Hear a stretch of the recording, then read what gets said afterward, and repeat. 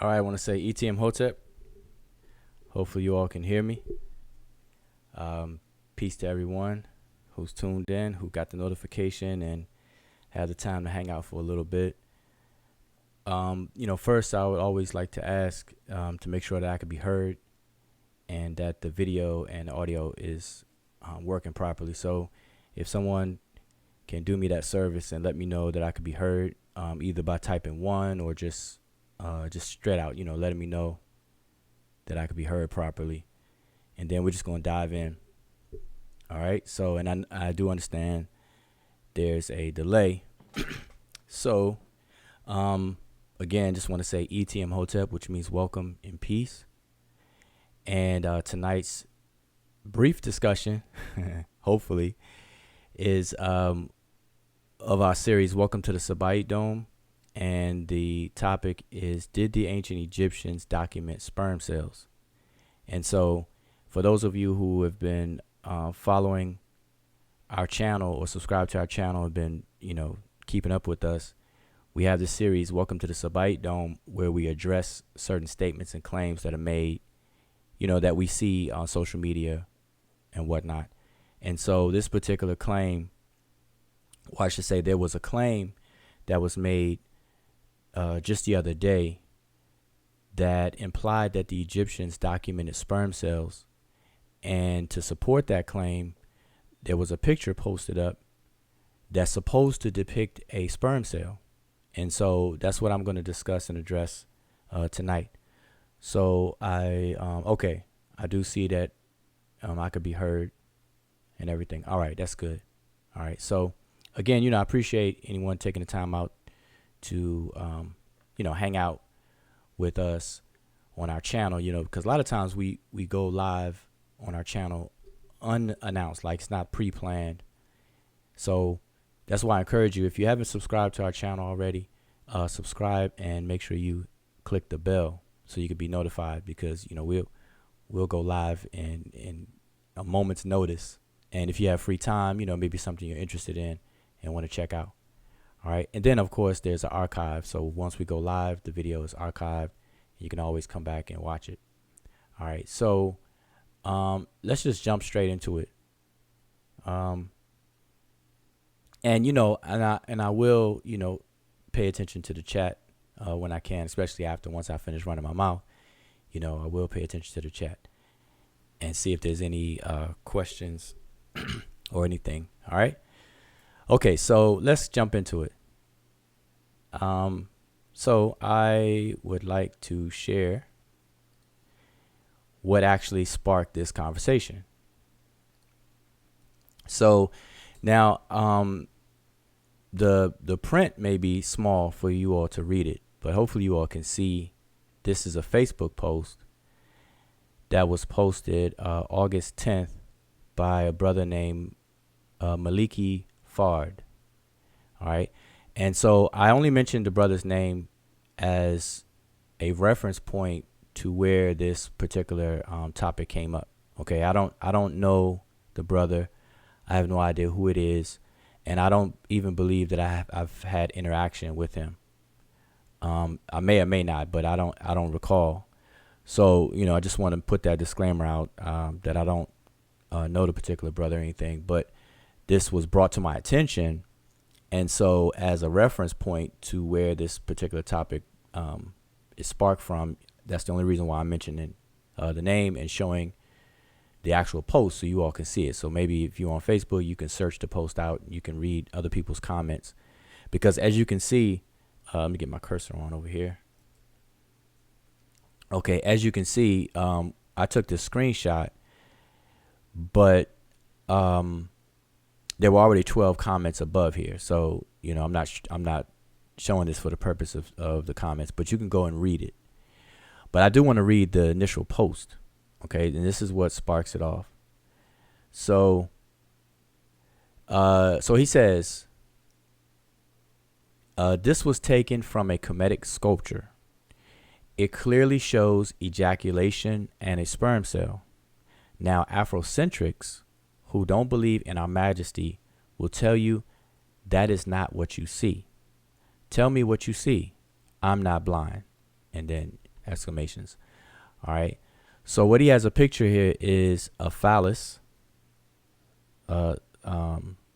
symbol, and what he's pointing out is that it shows ejaculation. So he believes that from the phallus, this carving right here is ejaculation. Okay, so that's what he believes he sees. And then he says he's not blind. So, he's not blind. We all have eyes, and things. This actually does look like it could be some kind of ejaculation. All right. But then he says, and a sperm cell. And so what he's calling a sperm cell is this here. Okay, so he believes that this is a sperm cell. So this is the head of the sperm, and this is the tail. All right.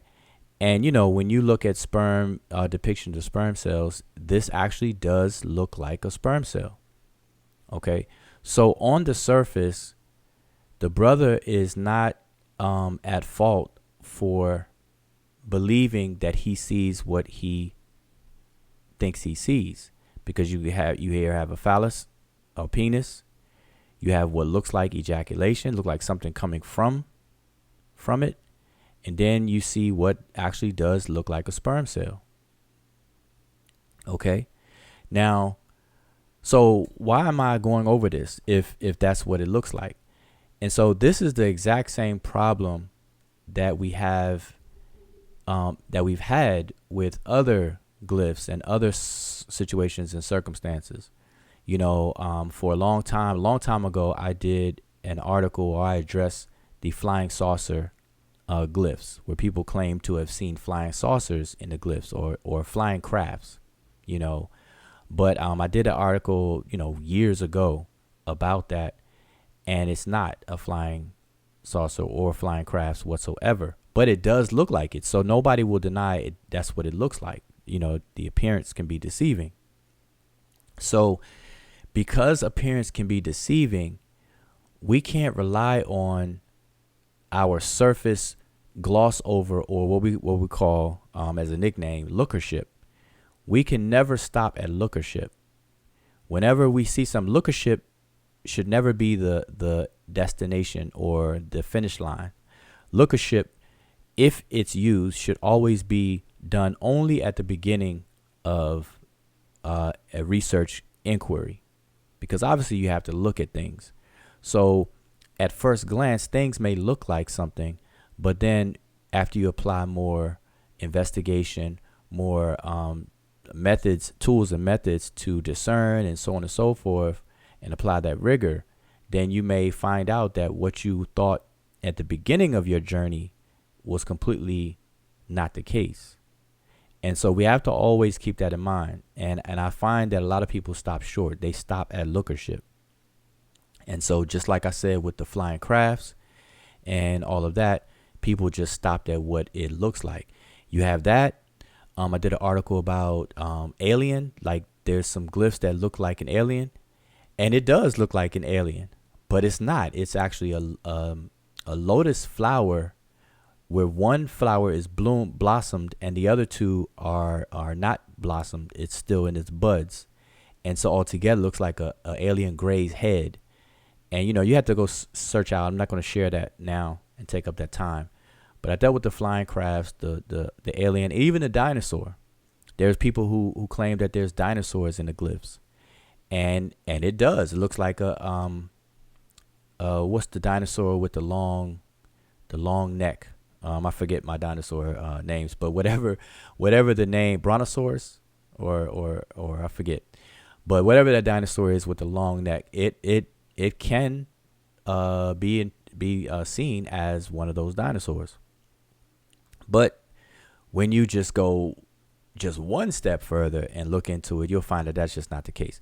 All right. So anyway, I say all of that because here we are with another instance of lookership, and where people just stop at lookership.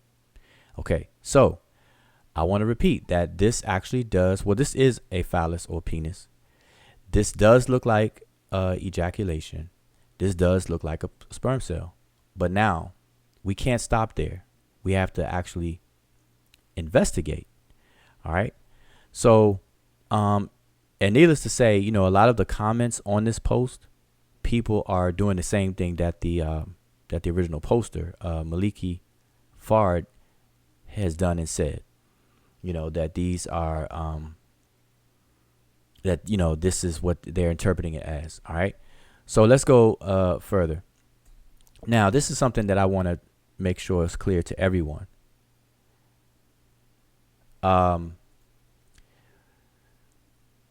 First of all, that the hieroglyphs that everybody sees, although they're beautiful, beautifully carved, and they are pictures of things that we can recognize, we have to understand that these glyphs are used for a writing system.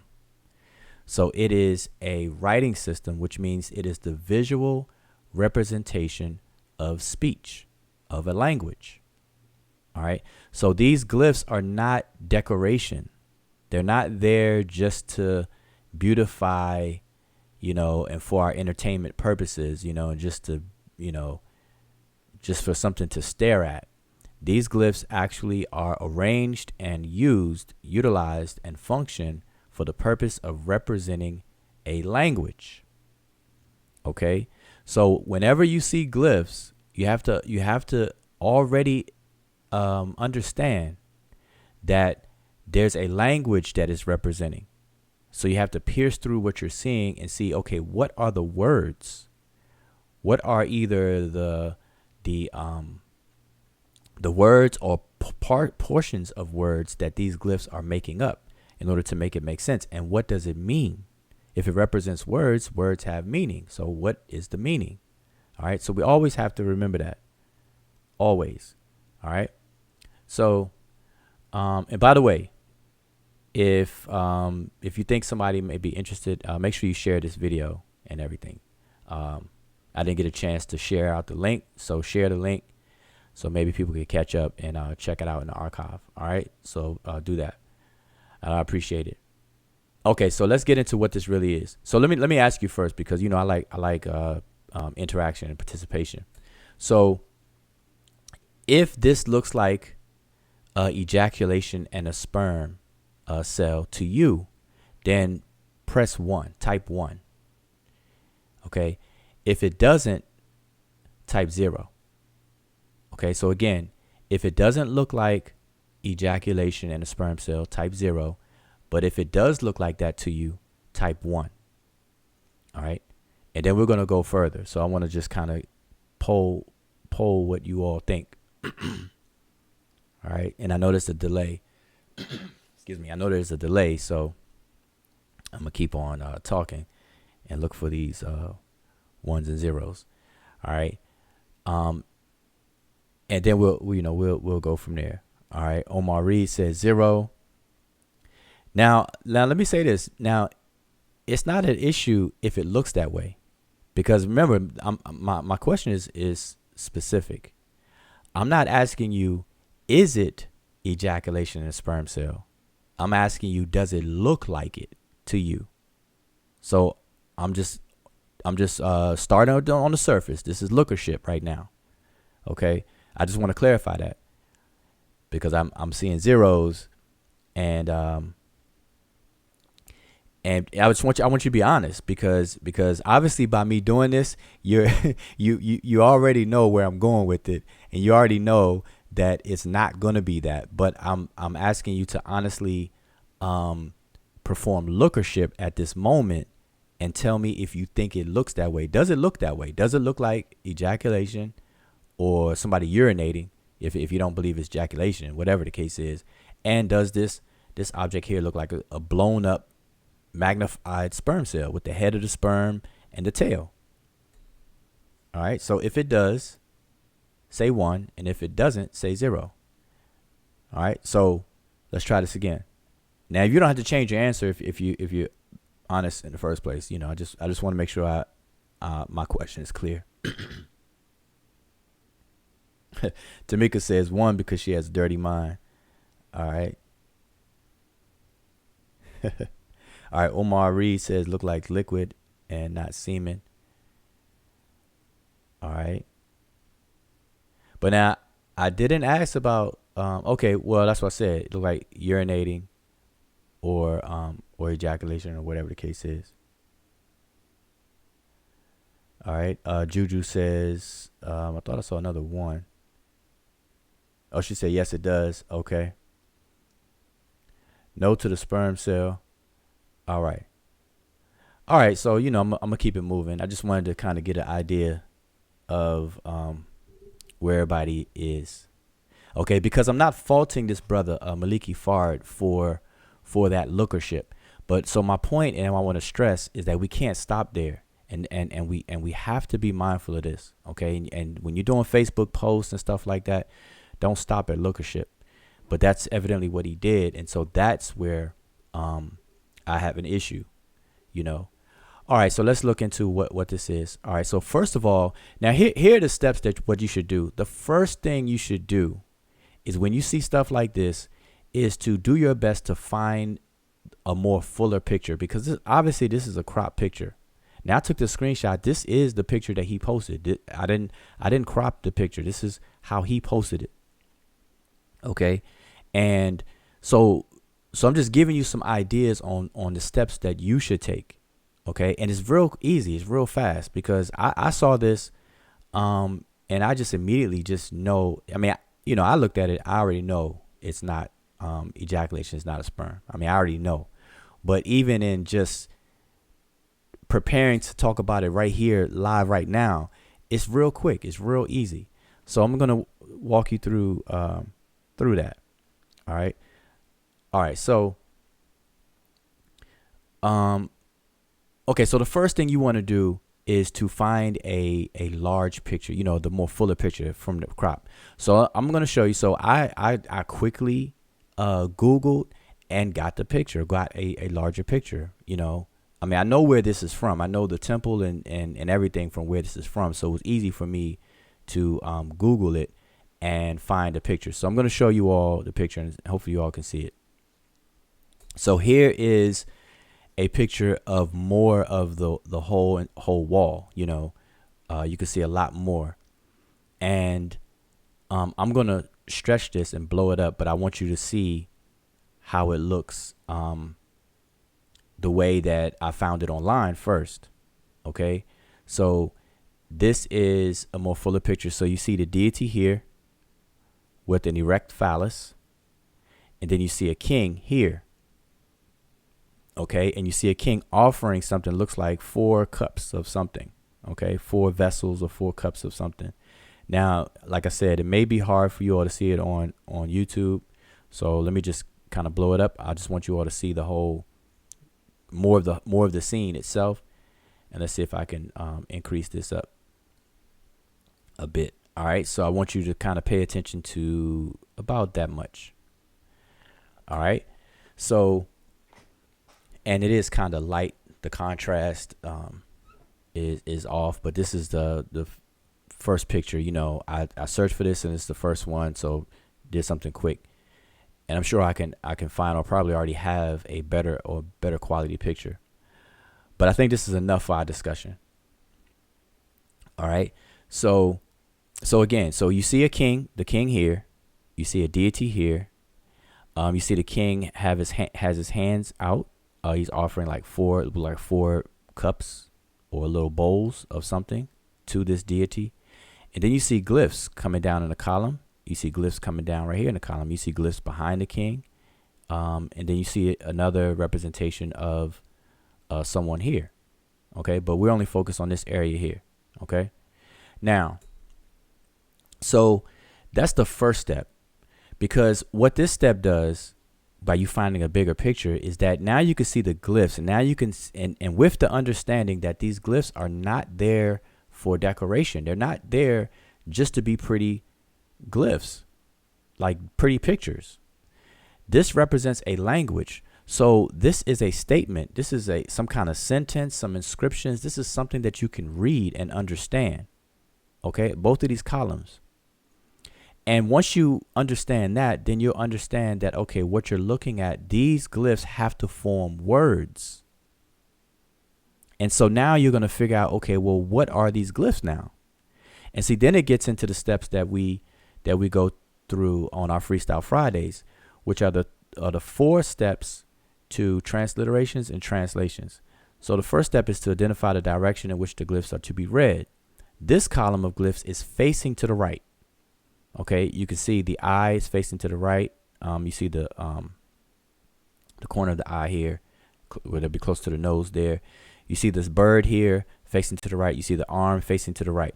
So because these glyphs are facing to the right, it's in column form. So you're going to read from top down, but you're going to read while top down, you're going to read from right to left. So you're going to go from right to left. Okay. The glyphs here in front of the deity, they're facing the left. They're facing the opposite direction, because these glyphs relate to the deity. These glyphs relate to the king. The king is facing to the right. These glyphs are facing to the right. The deity is facing to the left. These glyphs are facing to the left. Okay. And you know that because the arm is facing to the left. The cup with the handle, the cup is facing to the left because the handle's on the back. This arm right here is facing to the left. You see the sun disk with the cobra in front, serpent in front facing to the left, etc. All right. So these are 2 separate inscriptions facing 2 different directions. All right. So that's step 1. Step 2 would be to identify each individual glyph. So that's the moment where you have to be familiar with the sign list and identify each glyph. You see, this is an eye, and you got to know what that represents, or the possibilities, bread loaf, possibilities, and so on and so forth. I'm skipping that on purpose. And then you have the rest, and you keep going down. You identify all these glyphs. It's during step 2 that you're going to find out that what you thought was some kind of liquid coming from the phallus, and that this is a supposed sperm cell. When you're doing step 2 to identify these glyphs, you'll find out that this glyph here is actually a composite glyph of 2 things. It's a horn from a cow or a bull, and this is a pot with water being poured out. Okay, and this is what the glyph looks like. It's a composite glyph, and the Gardner code for that glyph is F17. And for those who may not be familiar with the sign lists, all of the glyphs are grouped together in categories based on a common theme, and the categories are labeled A through Z. So, for example, the category of M, as in Mary, is for all the glyphs that deal with vegetation, plants, and all those kinds of things. All the glyphs that deal with human body parts is under the category of the letter D, as in dog. Okay. F, as a category, deals with parts of animals. Okay, so because this is a horn from an animal, it's in category F, and then they have a sequential number. So this is F17. So I'm giving that to you all so you all can look it up. F17, and you're going to see that this glyph is the glyph, and it's a composite glyph. These are two glyphs. It's a vase, with liquid coming out. And then you have the horn here. So now that's what the glyph is. Now, if I go back to that original post, you can see that this is the vessel, water pouring out, and the horn. But its proximity to the phallus will give the impression to people, like Tamika said, you have a dirty mind, that you're dealing with some kind of fluid coming out of the penis or the phallus. All right. That's just coincidence. That's because of the proximity. But the glyph is not dealing with liquid at all. It's a horn. And as far as that one, this one is a vase with liquid coming out. So now the next question is, what does this glyph represent? Does it represent a sound or a word or what? You know, if it represents a sound, then it's a phonograph. If it represents a word, a full word, it will be a logograph. Okay. So let's find out. When you look up F17, you'll find that this glyph represents the sound abu, or the word abu. All right, the word abu is the word for purification, and it is a corresponds to the word wab for the word pure. Wab means to purify or to be pure or to clean. And abu, this word here, these glyphs that the word that these glyphs represent is for the word purification, or similar, to purify or purification. Okay, so what I'm going to show you is that when you jump into dictionaries, and I'm just showing the quick one. This is Mark Vigus dictionary. When you jump into the dictionary, you'll see words with this glyph here. Now, I have an arrow here to make it easy for you all to follow with what I'm saying. And so this particular dictionary entry has a phrase, ear abu. Ear abu. So we have the I for the word ear. And then the composite glyph is abu. And together, this forms a phrase that means clean. It's a verb. And you can see the Gardner code right here, F17 for this glyph, and then D4 for the I. Okay. And again, like I said, this is coming from Mark Vigus Egyptian dictionary. You can find this in any dictionary. The next one, skipping down, is the word abu as well, but this is fully spelled out. So this is spelled out with phonographs, where the glyph in question becomes a determinative. So we have the arm for the A, the leg and foot for the B, the quail chick for the W. So we have abu. And then the determinative, and if you're not familiar with determinatives are glyphs that help determine the meaning of a word. Okay, they're not transliterated and they're not pronounced. So this, like, it connect, and they come at the end of words. All right. So we have the word abu, and it means purification, purity, cleanser. And you see this F17 there, and these are Gardner codes for all these glyphs. Then you have another word right up under it, same thing, abu. This one's a noun. The first one was a noun, abu, purification. This one's an adjective, pure, to describe something or to give a property of something. So you see it's an adjective. So it's spelled the same way, abu, with the determinative. Now we have two determinatives on there instead of just one. So we have 3 water ripples, letting you know it has to do something cleaning, something with water. Because you got to understand, in ancient times, they didn't have Clorox and all these disinfectants and Mr. Clean and all this, Dove, or what is it, Dawn, dish liquid detergent, whatever, so water was simply used for the idea of being clean and purifying. All right. Not to say that they didn't have some kind of cleanser, but water in terms of the glyphs are used. So we have abu here. Okay, so I'm just showing you that these are actual words. Now I want to put this arrow back up here because this is the actual phrase that we're looking at. Ir abu, which means clean. So let's go back here. You see the I here, and then you see abu. So ir, but we have a bread loaf here, so it's actually iret abu. Iret abu. Okay. And so, but it's the same. This is a different verbal form of this word ir, which means to do or to make. And so this is a raised bread loaf, giving a different form of that verb, but it's the same verb with or without the bread loaf. It's coming from the same verb. It's just 2 different forms. All right. So we have iret abu. Go back to the dictionary. We have ir without the T, abu. It's to clean. Okay. So that's what's going on here. Now let's look at the fuller picture again. So now we have iret abu. Now we know iret abu. And like I said, I'm not intending this video is not intended to give a lesson per se on the language or anything. So I'm just gonna tell you all what this is saying and go over it. So I'm not gonna kind of walk through it and slow walk like we would do on a Freestyle Friday. So here we have iret abu, M, and then we have 5. We have 5 single strokes. 1, 2, 3, 4, 5.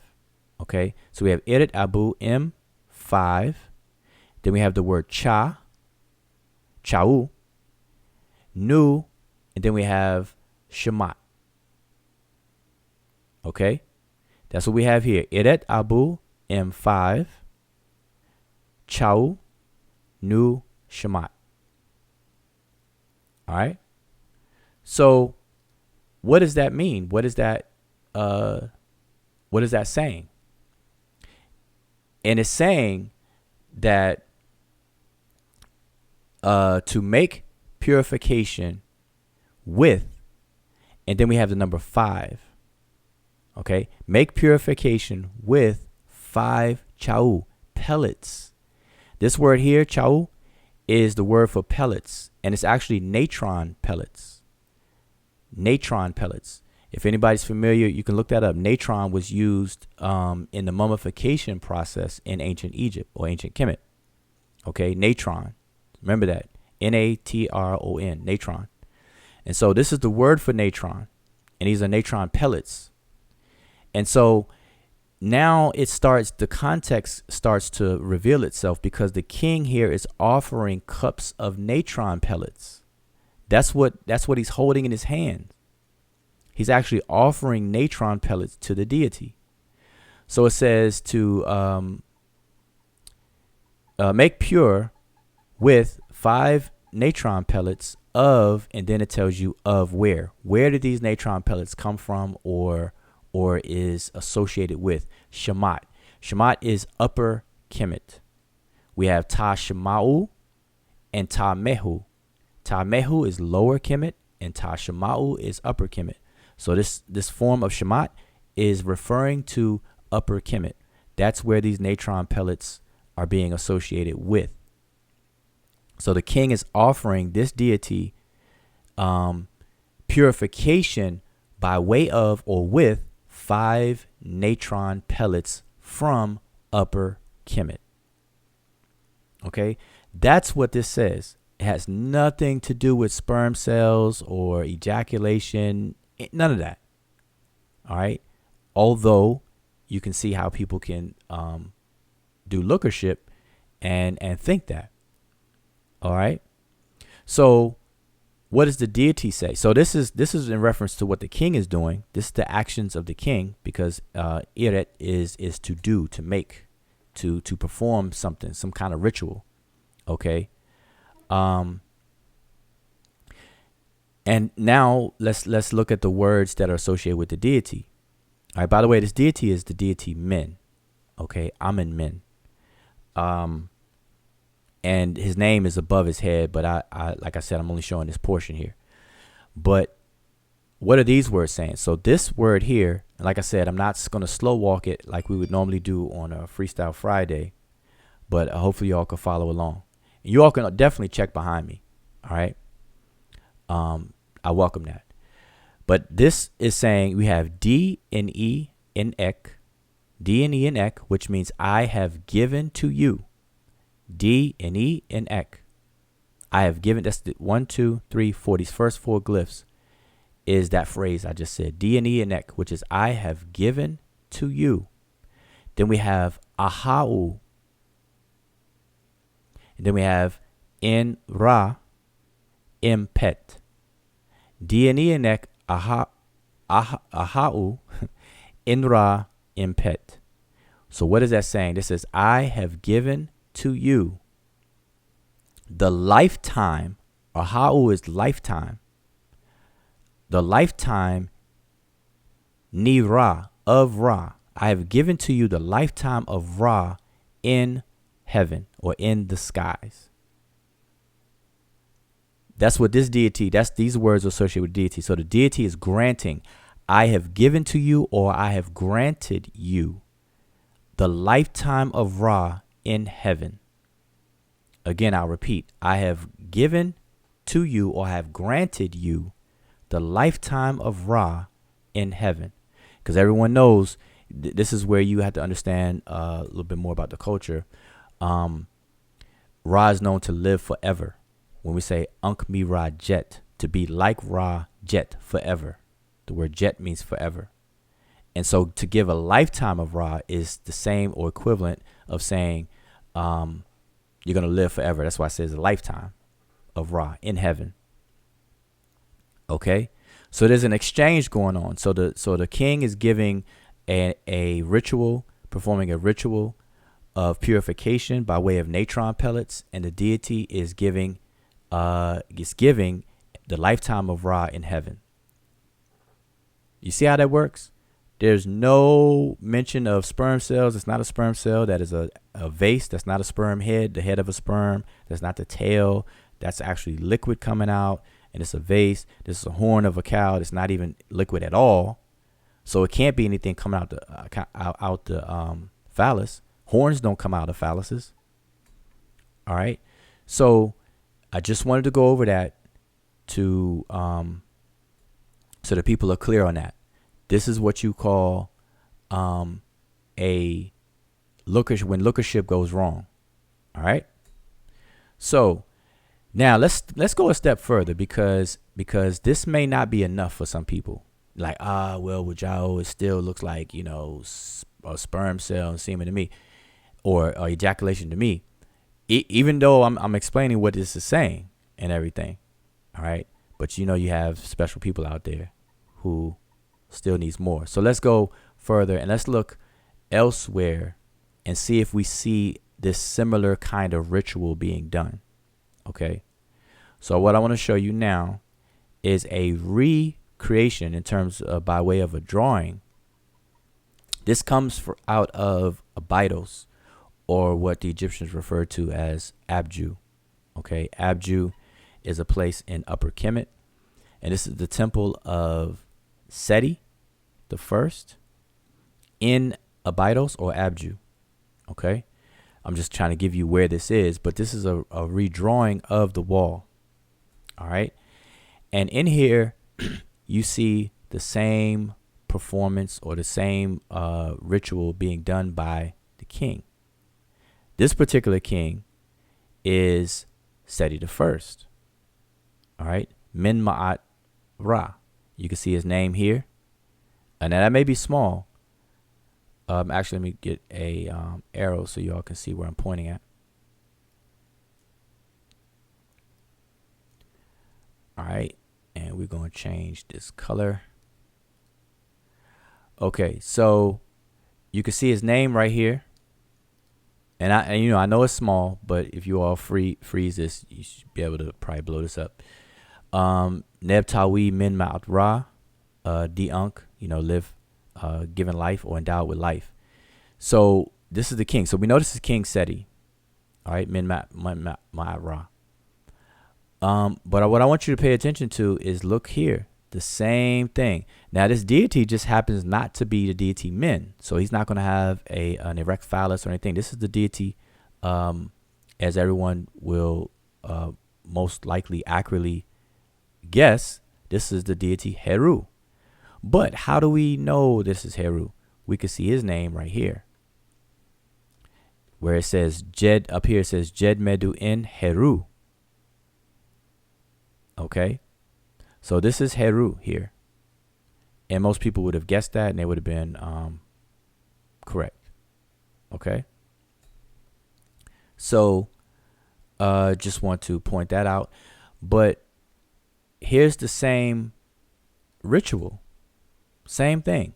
So, and let me see if I could blow this up, because I want you all to be able to see this. So let me see if I could, because I want you all to see the words here. Now that you've seen a more full picture of the scene, now blowing it up may have turned it blurry a little bit, but I just want you to pay attention to these words here again. All right. So here we have Iret again, the same word. Let's look at it. See the I and the raised bread loaf? Well, let's look at this one. The I and the raised bread loaf. So check that out. We have it again. The I and the raised bread loaf. What do we have after that? We have the vase with water pouring out or liquid pouring out, and we have the horn, the cattle horn. Okay, then we have 3 strokes here underneath it, Abu. All right, Iret Abu. Let's look here again. Iret Abu. Same thing. See the vase? Horns. All right. The difference is this deity, his hand is next to it, whereas deity Men, because of what the deity represents and how it's depicted, the phallus happens to be near. Okay. But same words. Irit Abu. Then we have the owl represents M. What do we have here? We have this half. This is called a half, or half blunt, as scholars call it. And this represents M. So this is an alternative to the owl. Okay, so these interchange. The owl representing M and this half blunt, as they call it, representing M. So far we have the exact same inscription. Irit Abu M. Irit Abu M. Then we go to this duck. Look like it's going crazy. And then we have how many strokes? 5 strokes beneath the duck. So we have Chau 5. Okay. And remember here, we have 5 Chau. All right. So you see the duck here? Same thing. Same thing's going on. Then we have a location again. All right. We have Shema, which is Upper Kemet. Then we have Nu, and then we have Nekeb. So it's Shema, which is Upper Kemet, and then of a particular city in Upper Kemet, which is Nekeb, which is the hometown of the famous patroness deity Nekibet, the vulture deity. This is her, what scholars would like to call cult center. Okay, but this is where she's the patroness deity, Nekibet of Nekeb. Okay, so it's in the region of Upper Kemet, but specifically in this particular city of Nekeb. Okay, and then we have Iru'ef the Unk, that he must perform given life. Okay, so that's the difference. So he has some little extra down here that this one did not have. Okay, let me scoot this up so you can see. See, this one did not have the extra that he must perform and endowed with life. But on this particular one, that's what it's saying. It's saying to accomplish purification or to perform purification with or by means of 5 natron pellets that are from Upper Kemet, specifically from Nekeb, the city of Nekeb, which he must do, and to be endowed with life or given life. That's the performance of the king. And likewise over here, we have what is in front of the deity. Now I'm dealing with this column. We have D, N, E, and Ek again. Same thing. Same things we have here. D, N, E, and Ek. Now the only difference is this D, where you have the hand and this conical loaf, this pyramid or this triangular shaped object in the hand. Over here, it's not in the hand. It's just by itself. So we have the conical loaf, which represents the word D, to give. So D, N, E, and Ek. I have given to you. Then we have the word Seneb, which is health. Okay. Then we have Awud Ib, which is joy, the word for joy. Then we have the word Neb. So this is saying all. So I have given to you all health and joy, Jet, forever. The last set of glyphs spells the word Jet, which means forever. So I have given to you all health and joy forever. Okay, so I just want everybody to understand, when you can read this, the spookism goes away. When you can read this, the pseudoism goes away. All right, this is not a sperm cell. The Egyptians did not deal with microscopy and draw sperm cells. Okay, This is not a sperm cell. So that's another example. I'm just showing you how this ritual is common. Now look over here again. You can see the same thing. And look what he has in hand. He has in his hands the natron pellets. These small circles are natron pellets. They're offering the natron. Same thing. Iret abu im cha. And this 1, 2, 3, 4, 5. Okay. And this is mehu. This is, so it's the same thing. So this is a natron from upper Kemet, and this is the natron from lower Kemet. So you have mehu here, where you have Shema'u here. Okay, Shema'u, you have mehu. That's the difference. Okay, so I just want everybody to understand what's going on here. All right, now another thing to point out. Let's look at all of these words. Okay, remember the glyphs. Let me go back to the glyph. Remember this glyph. This is F17, which is the vase with liquid pouring out and the horn. What does it spell? It spell out the word Abu. Okay? And it represents purification. All right, remember that. So now if we go to the text that's up here, above the head, we can see it all over the place. Look right here. We see it there. We see it right here. We see it right here.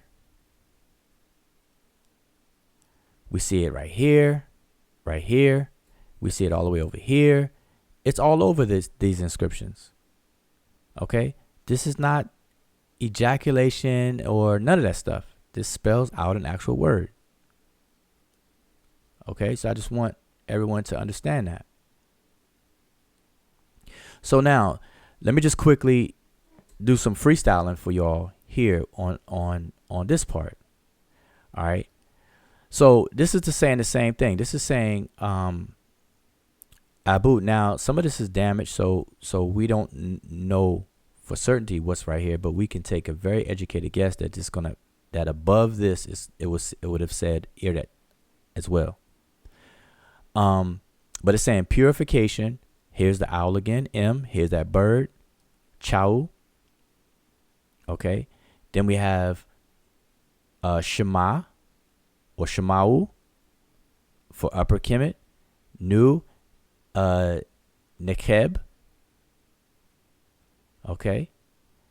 And then we have In or Ni. Then we have It, which is the word for father. All right. It F, his father.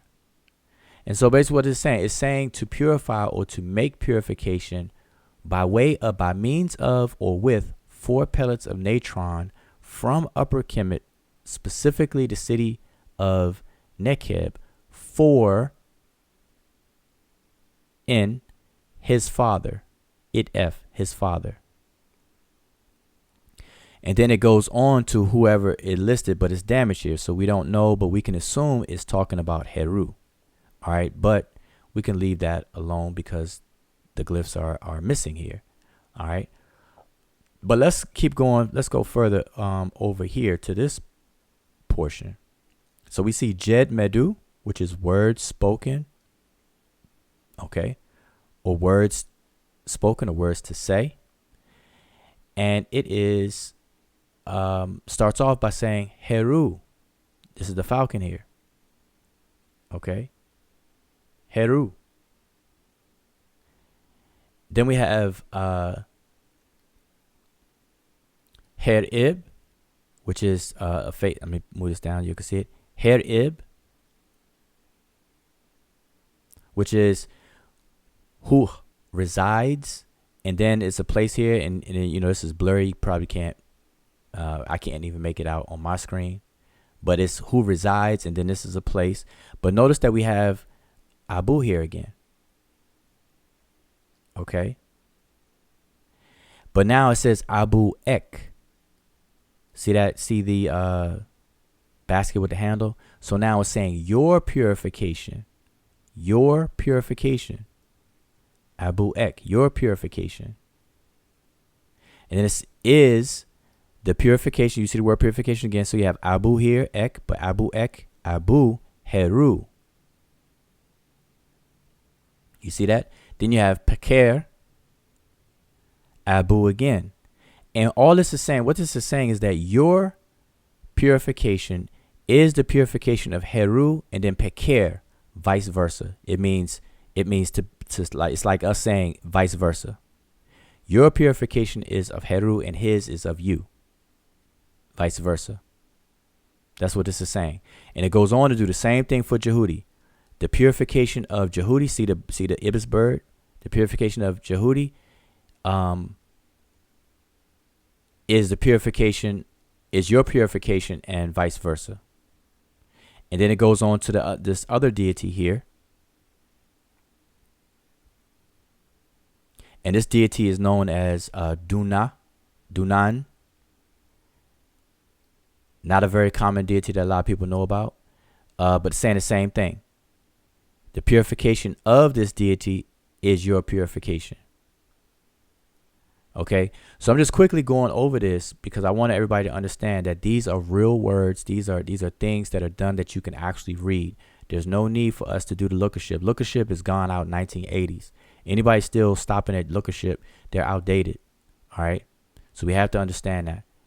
All right, and here's a color photo of the same ritual being performed.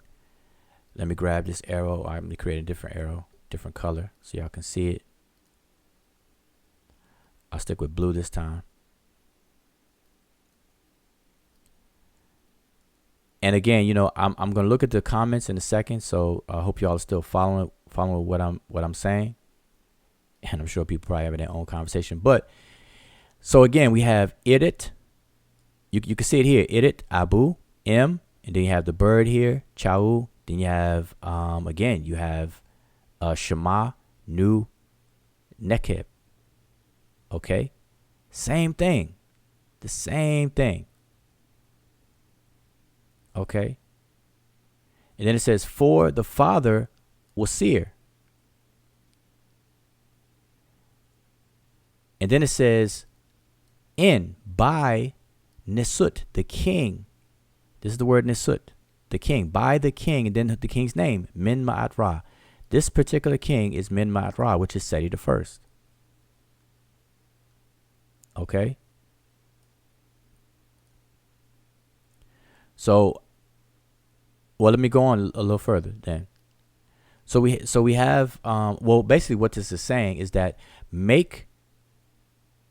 basically it's the same ritual. It's saying make the purification by means of or with 4, because you have the number 4, 1, 2, 3, 4. 4 natron pellets of upper kemet of Nekeb specifically. Then it says in it F for his father Osiris or Wasir. Okay, you see Wasir there? Then it says by in Nisut, which is the king, and then the king's name, Min Ma'at Ra. Then it goes on to say Jed Medew. All right. Words to say. Then it goes on to say the purification, which is Abu. It says your purification. Your purification is the purification of Heru and vice versa. Peker. You see the word Peker again. Then it goes on to say your purification is the purification of Jehudi and vice versa. And look who's in the picture. Jehudi. You see Jehudi over here. And this is a crop picture. I'm sure Heru is in this picture somewhere as well. Or in this scene. All right. So that's that one. And look what he has in his hand. Natron pellets. A bowl or cup of natron pellets offering to Wasir. How do we know this Wasir? His name is right here. Wasir. Okay. The Lord of the sacred land. Neb-Ta-Jesser. Wasir Neb-Ta-Jesser. This first column says here. All right. One more, last one. Then I'll pay attention to the chat. Last one. Let me copy this arrow over here. All right, so we have another one.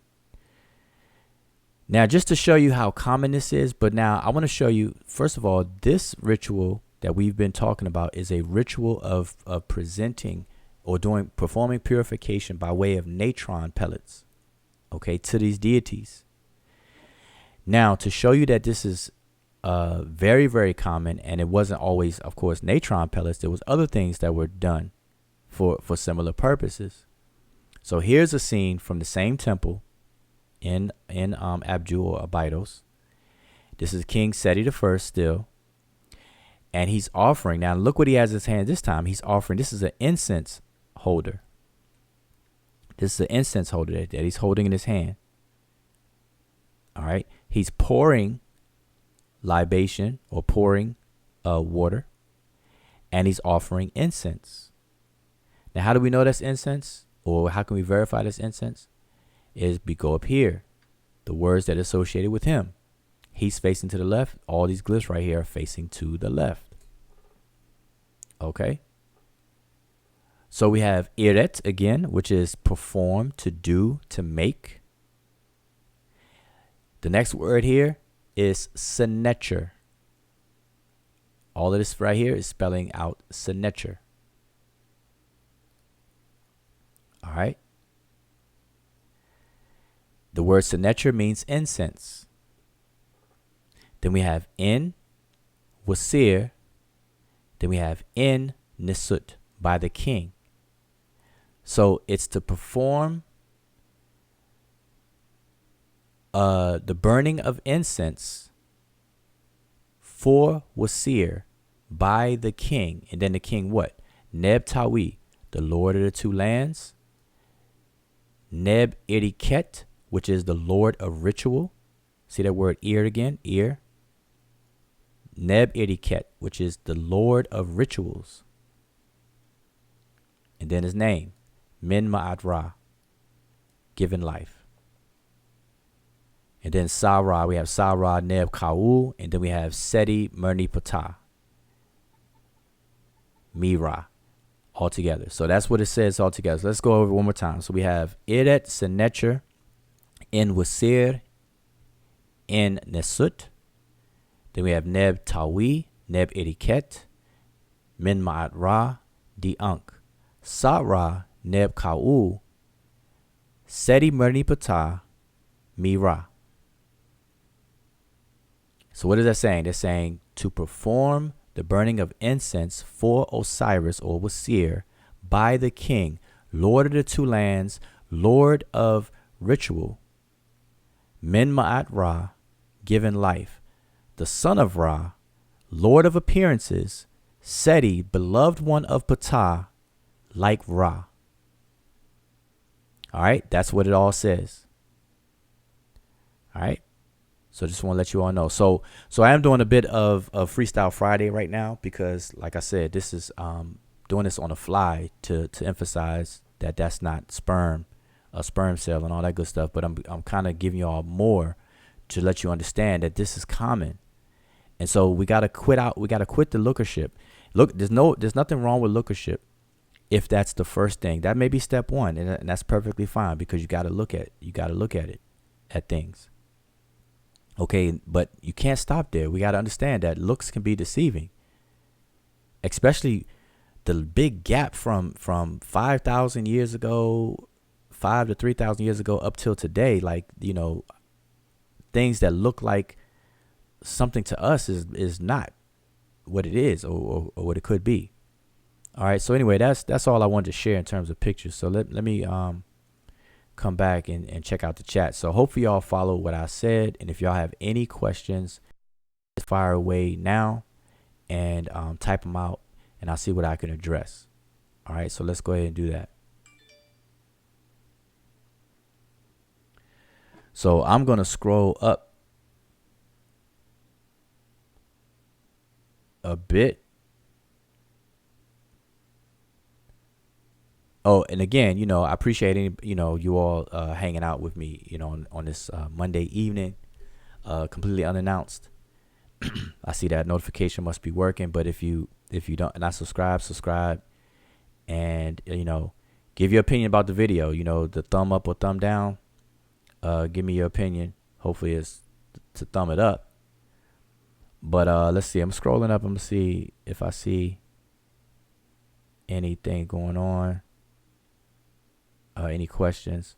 Well, that's a lot to scroll. So let me just start from here. So yeah, if you have any questions or comments now that I'm paying attention, go ahead and type them in, because I can see everybody's trying to figure out, which is good.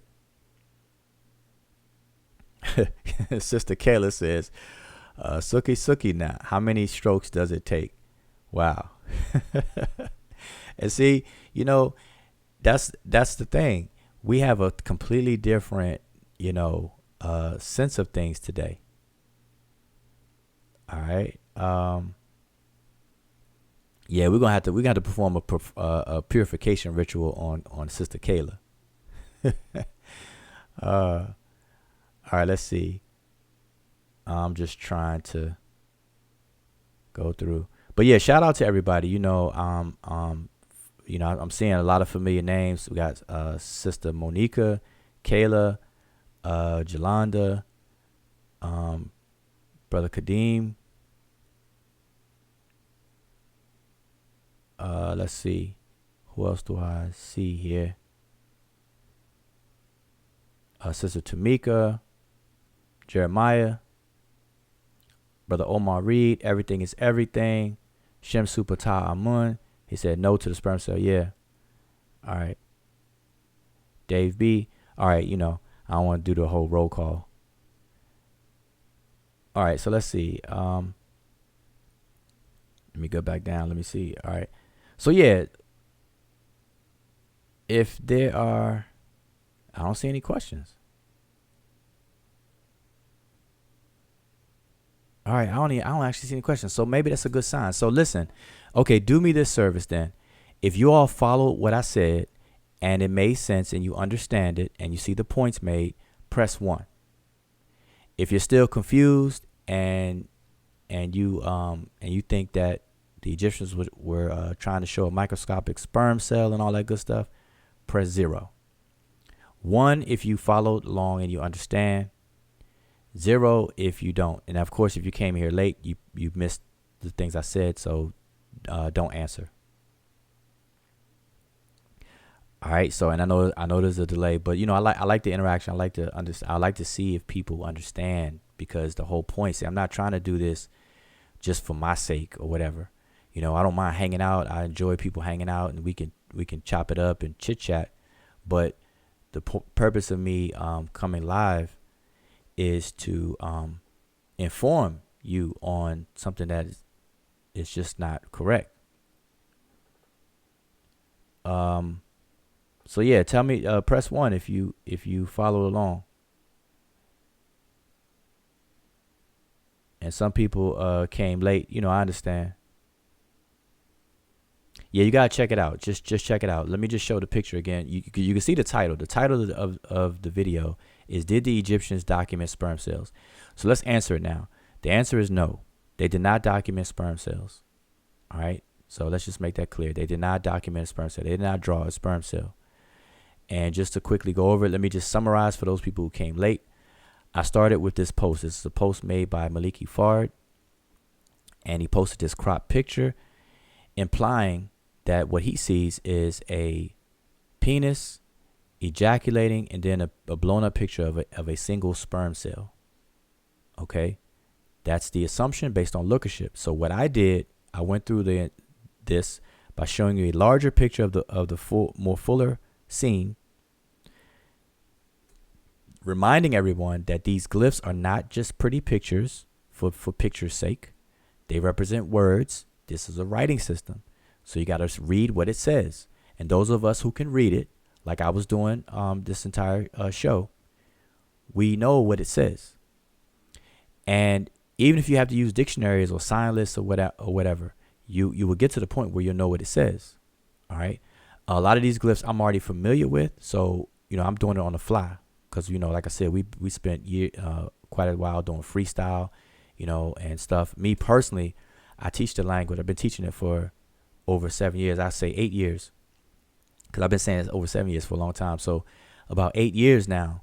So a lot of these things, I'm it's repetitive. I see, and so we see words just like in English. We recognize words. So I know this is iret, abu m 5 chau, and then nu, and then we have shamat. D and ek, I know this is I have given unto you. This is a past tense, it's a completed action. Ahau, ni ra, which is the lifetime of Ra, and then in, which is where m, which is the m in Egyptian, but in English, the sky, pet, or heaven. All right. So we did all of that stuff to show you that this is a word. This is the word abu. So this is not liquid coming from the penis at all. This is a horn. This is a cow's horn. Okay, or cattle's horn, bovine horn. Okay. And not liquid at all. But now this is a vase with liquid coming out because it's related to the word wab, which means to purify. And so I showed other instances of the same ritual, of the same thing being performed without the deity men. See, this is the deity men. Let me see if I can scroll this down so you can see.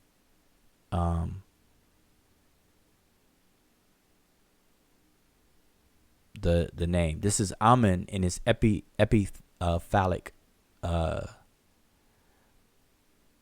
variation, and with the raised hand, with the flail, and so on. So we see the double plume, multicolored double plume, and even over here it's cropped out. You can see Amen again over here with the plume. All right.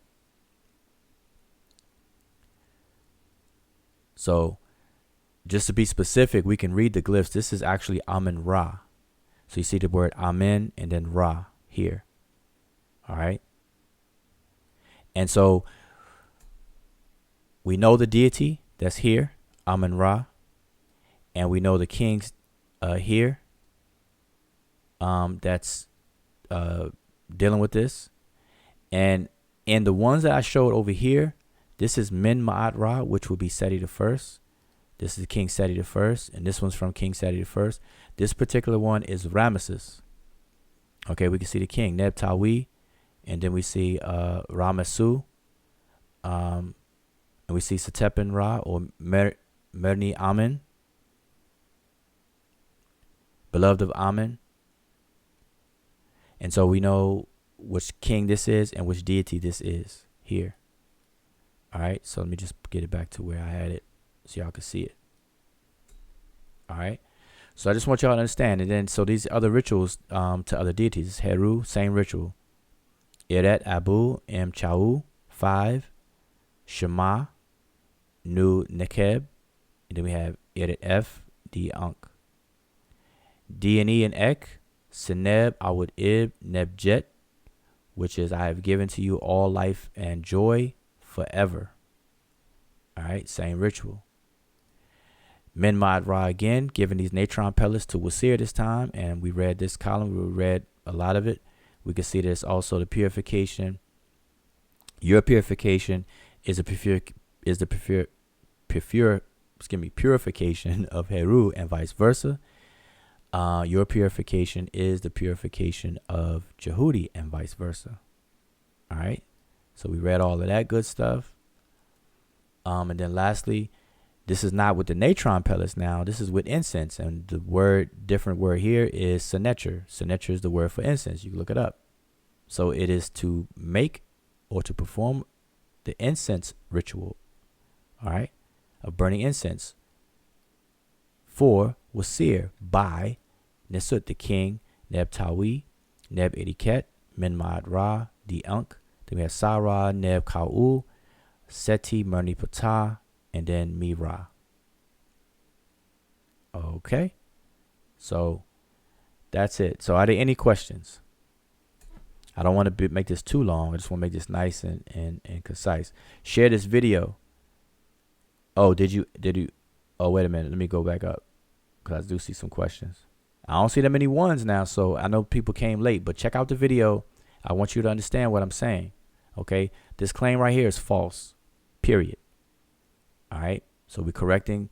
We don't want to get into we don't want this to become a pseudo claim, because it will. So I'm addressing it now. This was posted August 10th. What's today? 11th? What's today? Oh, today's the 12th. So this was posted 2 days ago. Okay, so I'm trying to deal with it. I have time, and this is nothing. It doesn't take too much time to do this. But okay, so what was the questions? Let's see.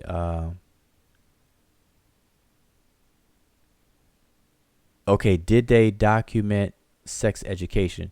Yeah, I mean they talked about sex, of course, and the deity that governs sensuality, sexuality, and merriment, which is joy and partying and stuff, is Het Heru.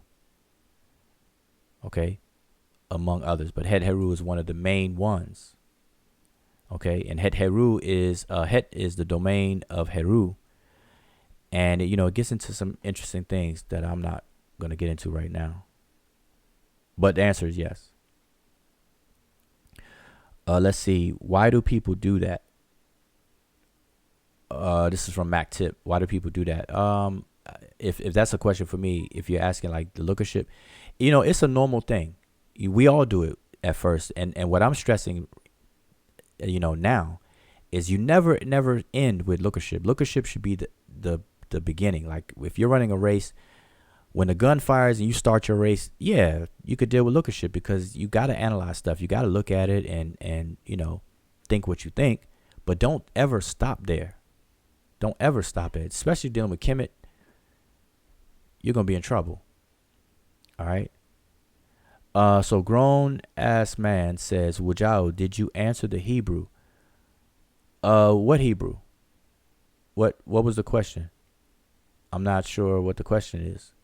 So maybe you can fill me in.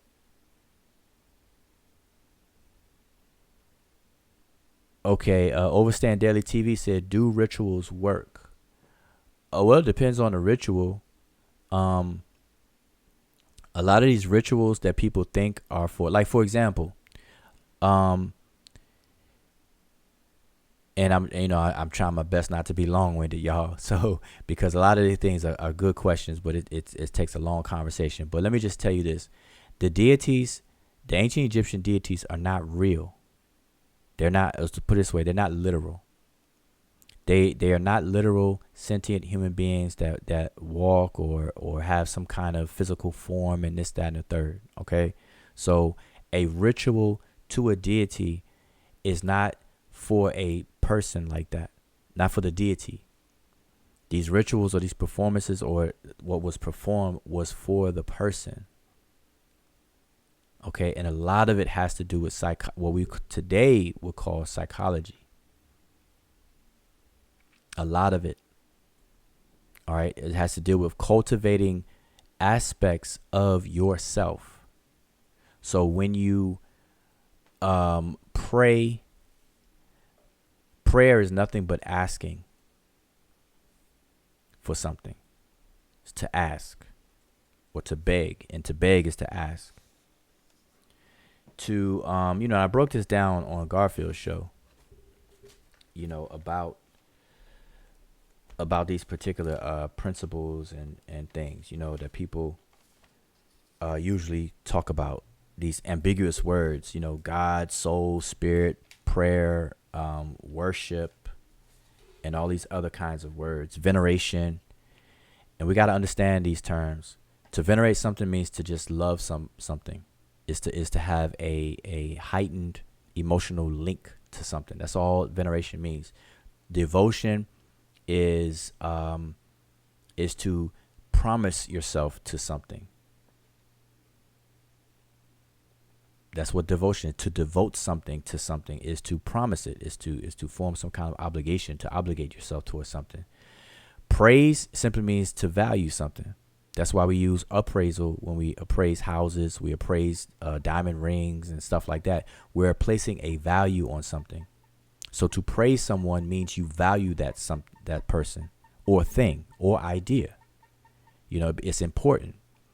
Worship simply means worth, worthiness. What is the worthiness of something? When you worship something, you are saying that it has worth. to you.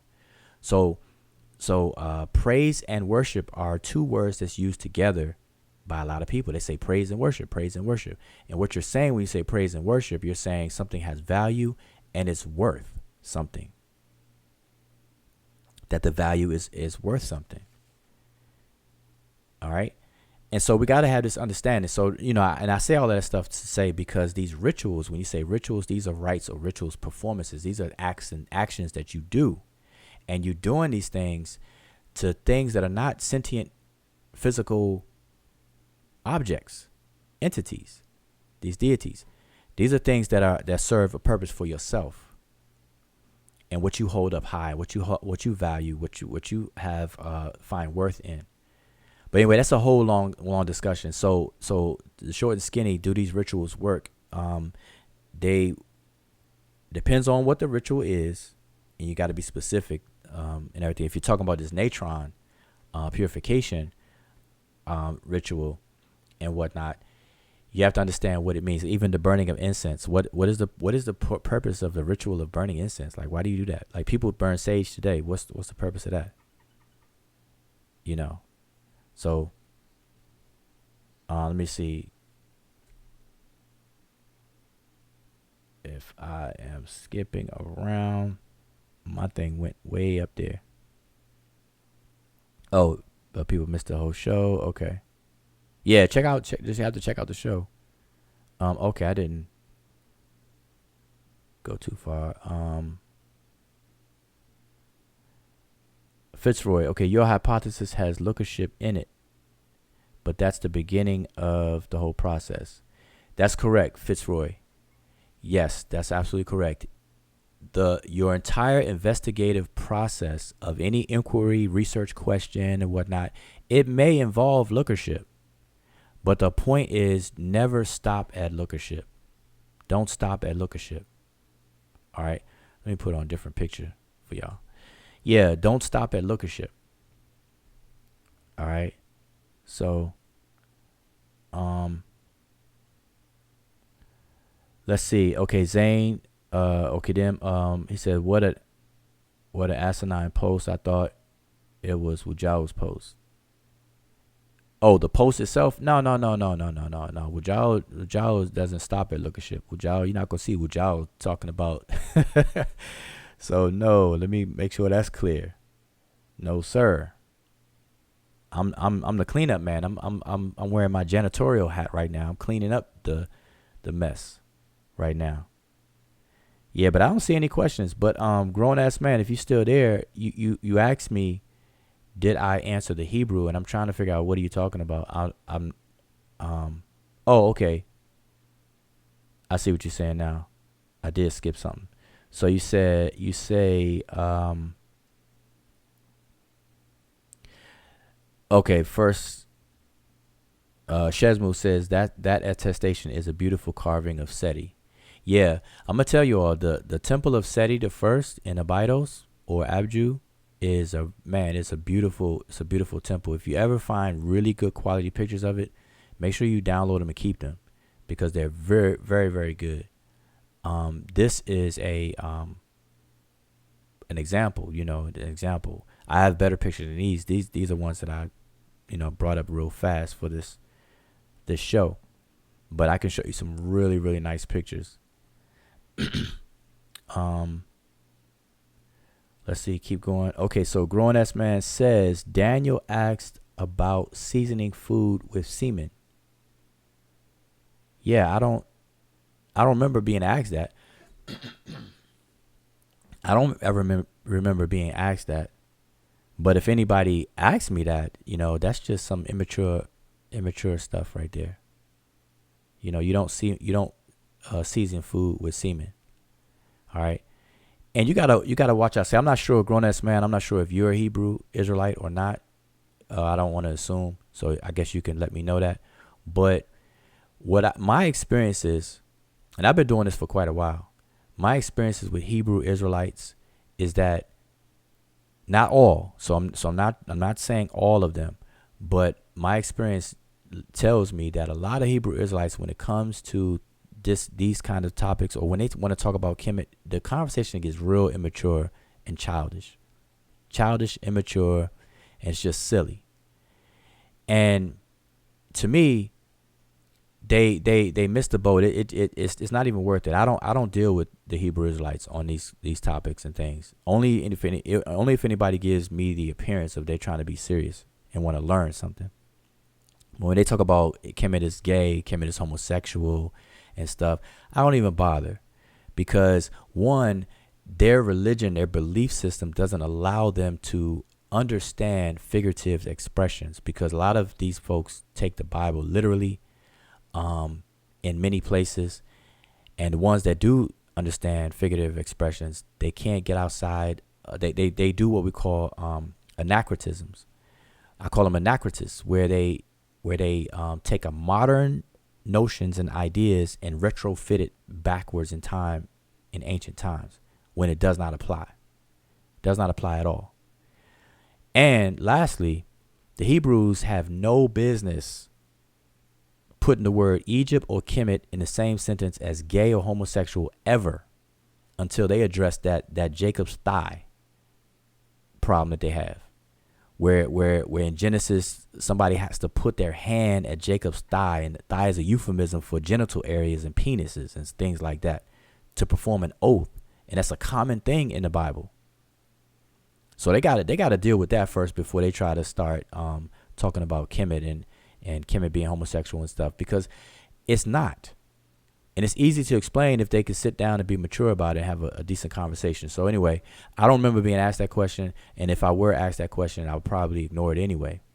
All right. Because I don't, you can miss me with that childish stuff. All right. So just want to let everybody know.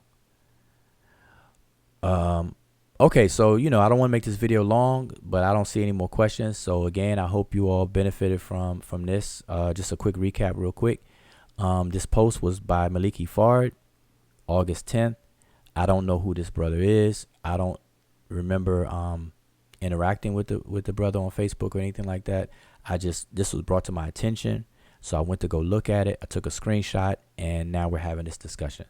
So, he claims that the Egyptians are showing a sperm cell, and that this is a penis, and it's ejaculation. And so this is a connection between ejaculation, penis, and sperm cell. Therefore, the Egyptians had microscopy and they were doing their thing.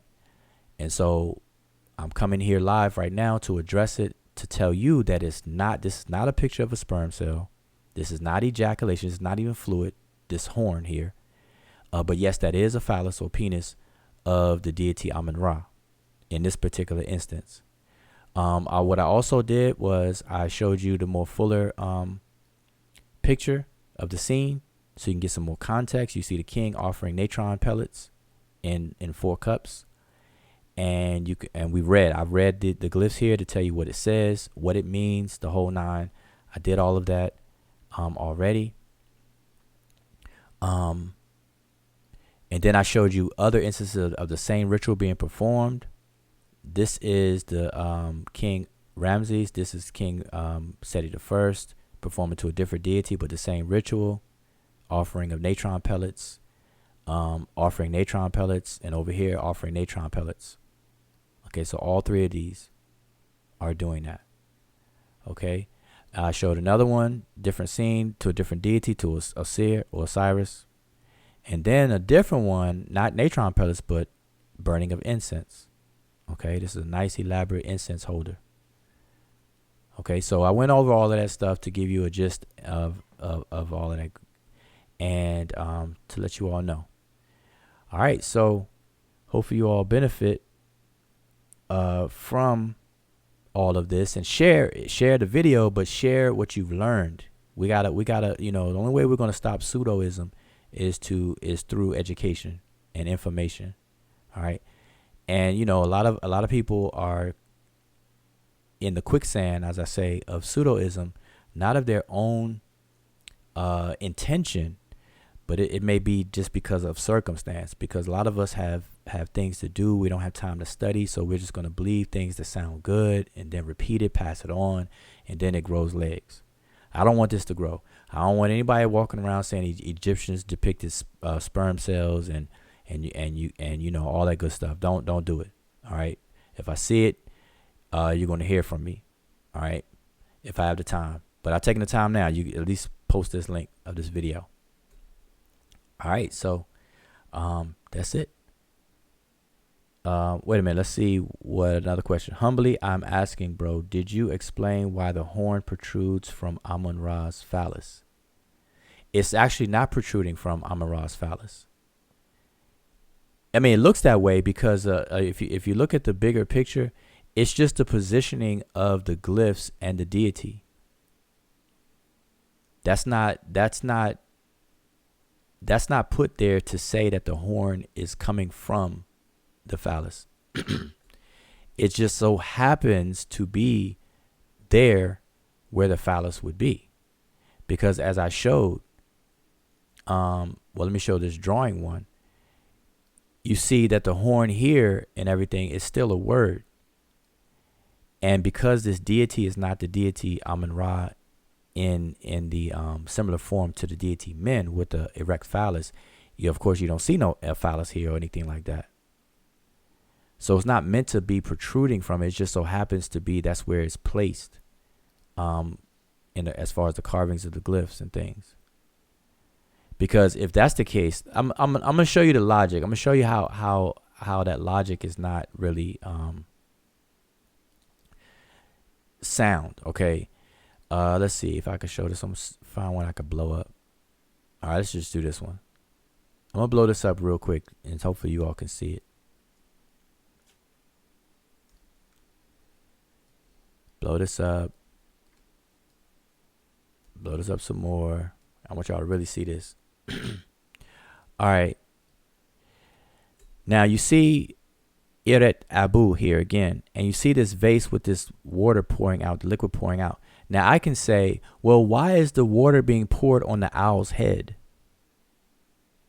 And see, that's not a real valid question, because the water is not being poured on the owl's head. It's just the placement of the glyphs. It just happens to be the placement of the glyphs. This water is not being poured on the owl's head, no more than this horn is protruding or coming out of the penis. Okay, so I just want everybody to understand that we gotta start to understand these things and to not look at them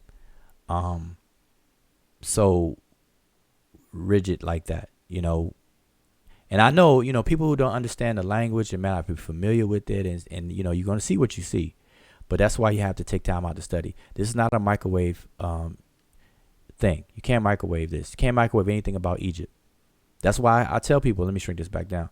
That's why I tell people, anybody that's standing before you and claiming to be a high priest or high priestess of Kemet, and they don't have a basic knowledge of the language, then they're going to be handicapped. They're going to be handicapped. I don't care who they are. I don't care how old they are. I don't care how much they're loved and liked. And I don't care whose friend they are.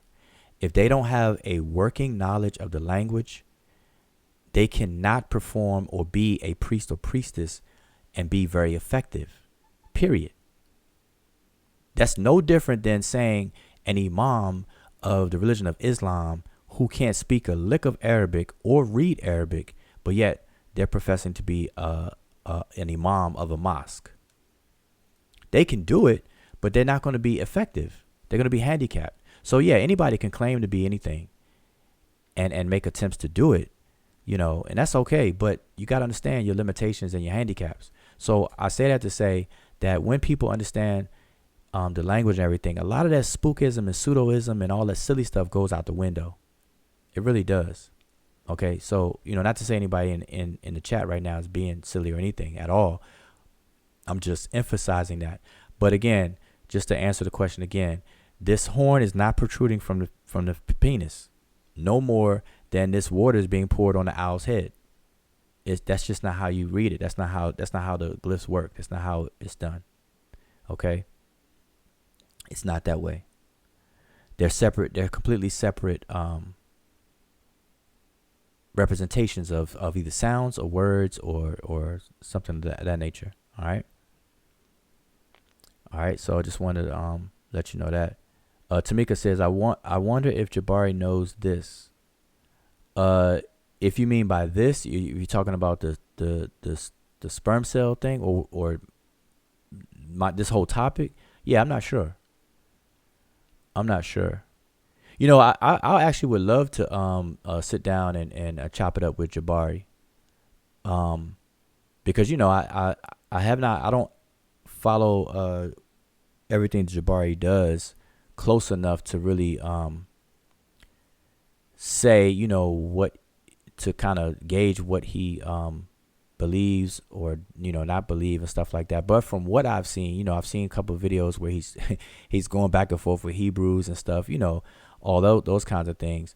You know, and I could definitely tell Jabari is definitely a professional. He's mature, and I'm sure he can have mature conversations because that's what he does. So he's a person that I see who has good character, and those are the kind of people that I enjoy talking to, because even if we disagree, we can, you know, it'll be okay because we're both professional, we're both mature, we're both, you know, all those kinds of things. And those are the kind of people that I deal with. I don't deal with this silly, immature, these bad character folks that are hot-headed, you know, can't articulate themselves, you know, and just fussing and all that kind of stuff, just trying to be an enemy for no reason, trying to debate and argue and begging and all that other kind of stuff. I don't get down with that. You know what I mean? But yeah, I don't have any. But yeah, I'll be curious to know as far as this. But not just Jabari. Really, it's the people who believe that this is sperm cell. Because I don't know if Jabari ever thought that that the Egyptians documented a sperm cell. That this I doubt it. If I had to guess, I doubt that Jabari would be a person who believes this is a sperm cell. I will give him the benefit of that consideration. You know. So anyway, anything else? Let's see. My mom, you and Jabari would be a good build. Yeah. You know, I mean, anybody. See, I'm willing to talk to anybody who's mature and stuff. You know, like I said, I don't debate. You know, I take the stance of Dr. John Henry Clark. You know, I don't pretend to be Dr. John Henry Clark, but I agree with his sentiments and I use it. I only debate my equals. Everybody else I teach.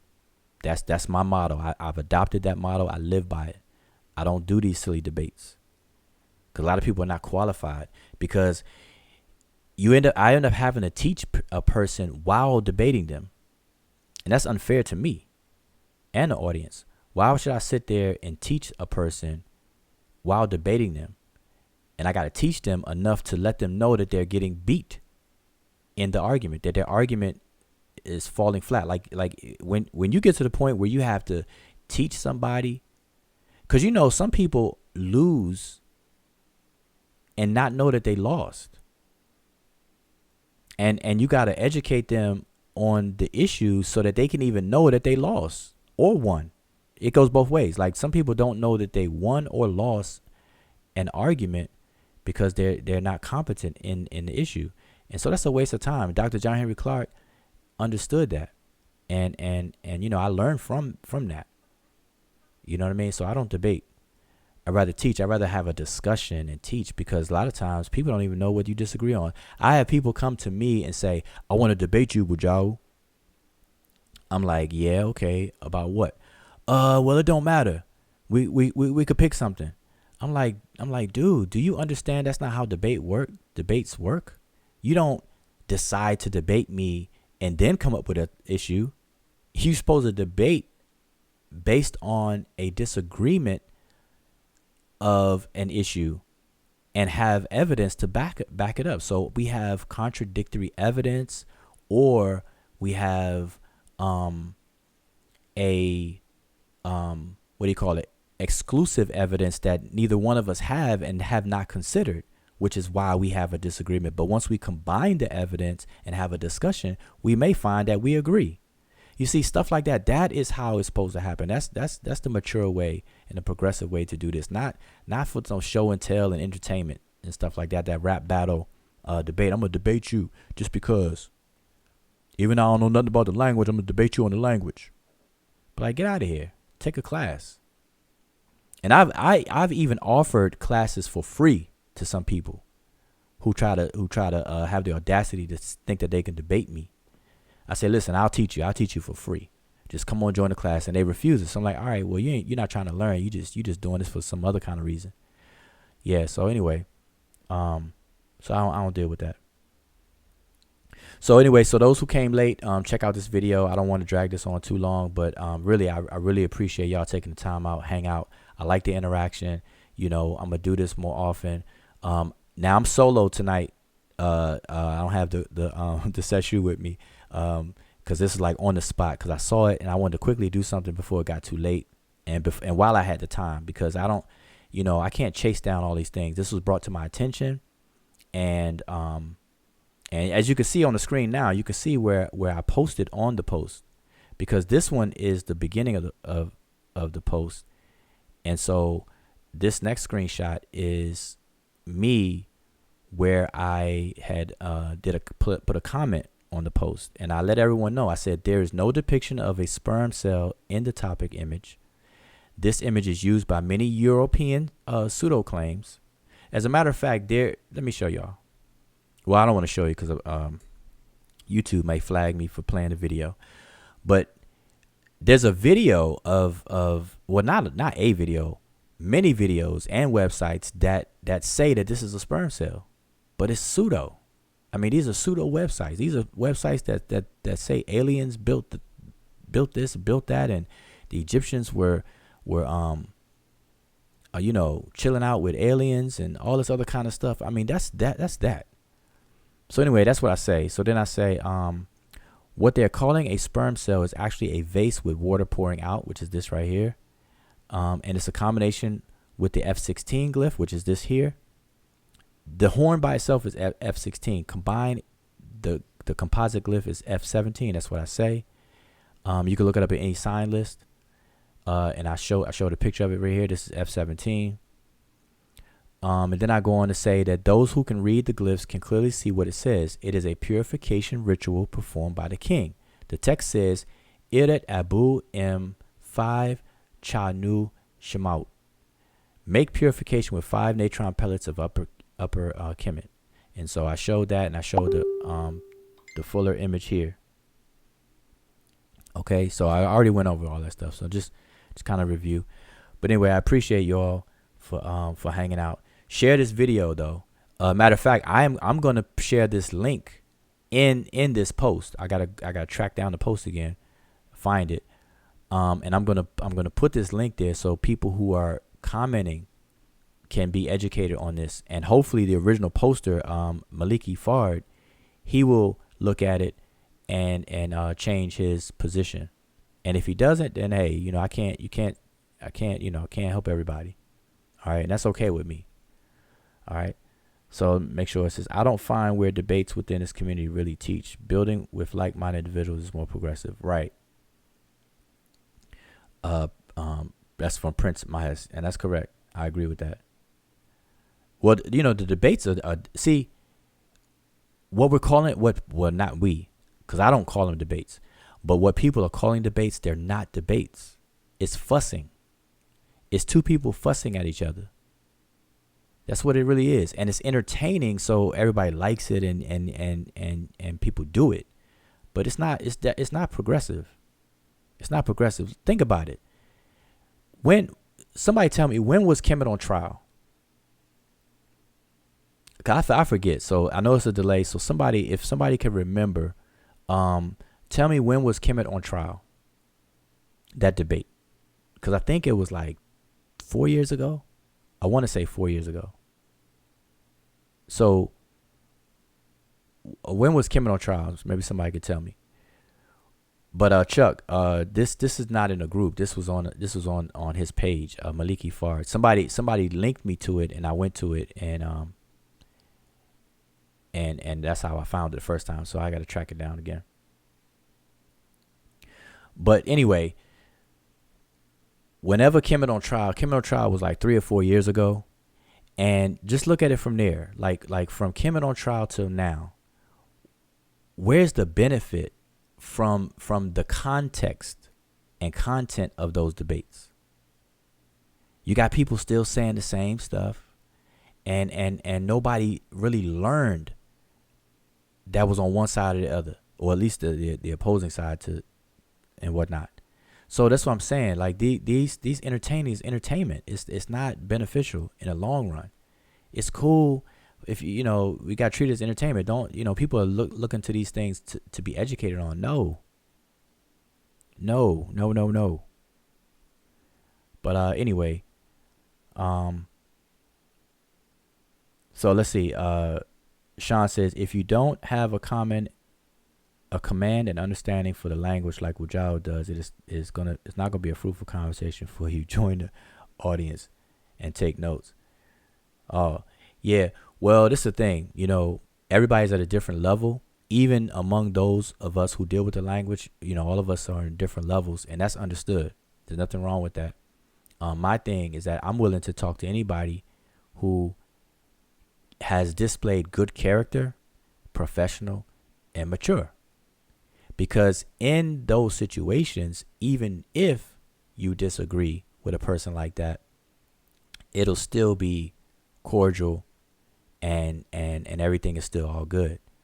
And most likely, you can actually learn from one another.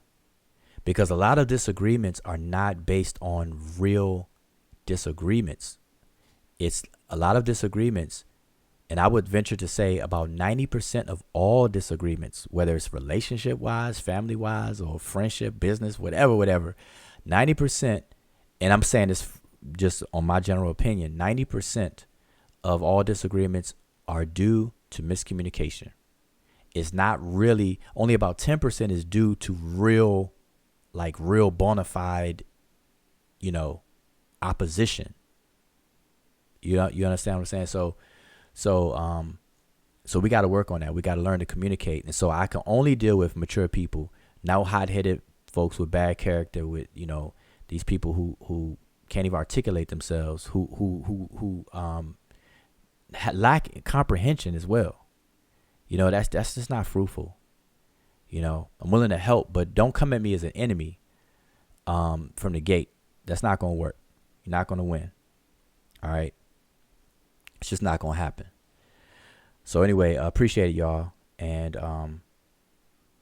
yeah, just make sure you subscribe, share this video, and I'll see you all next time. So I don't want to drag this out, but I really appreciate it. Hopefully y'all have some takeaways and you all have come satisfied and you're leaving satisfied. And let me just say something about that real quick. When we say ETM Hotep, we say welcome and peace. And where that comes from is that the word Hotep is an offering. And by extension, it means peace because the idea around it, or the more backdrop with Hotep, is that in ancient times, we used to travel very far distances and we would need to be replenished once we reach our destination. And so when a person says ETM Hotep and welcome you with peace, they're welcoming you with an offering to hopefully replenish your energy, your fluids, and your hunger, thirst, and all the other kind of stuff once you reach your destination.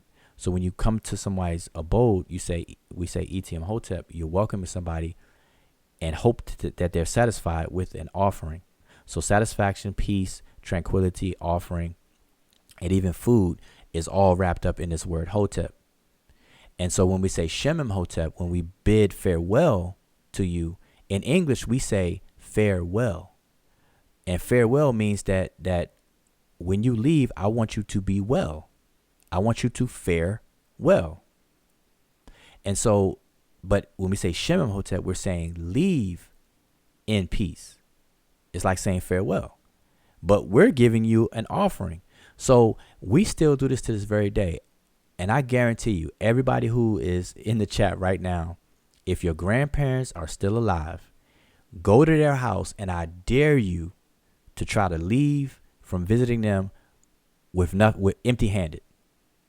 Most grandparents will not allow you to leave their house empty-handed, whether it's food or some kind of trinket, something. You're going to leave your grandparents' house with something in your hand. You're going to load something in the car. It's going to be a plate of food. I don't care if you cook. They're going to go in the refrigerator and give you some fruit, some apples, some peaches, some cherries, some watermelon, whatever. You're going to walk up out of the house with something because, it's something that's just in our psyche to make sure that people leave satisfied and leave and farewell. So anyway, figuratively now, I welcome you all in peace, and I want to bid my farewell in peace. So I hope you all can pack a to-go box and leave with a takeaway from everything that I explained tonight. All right.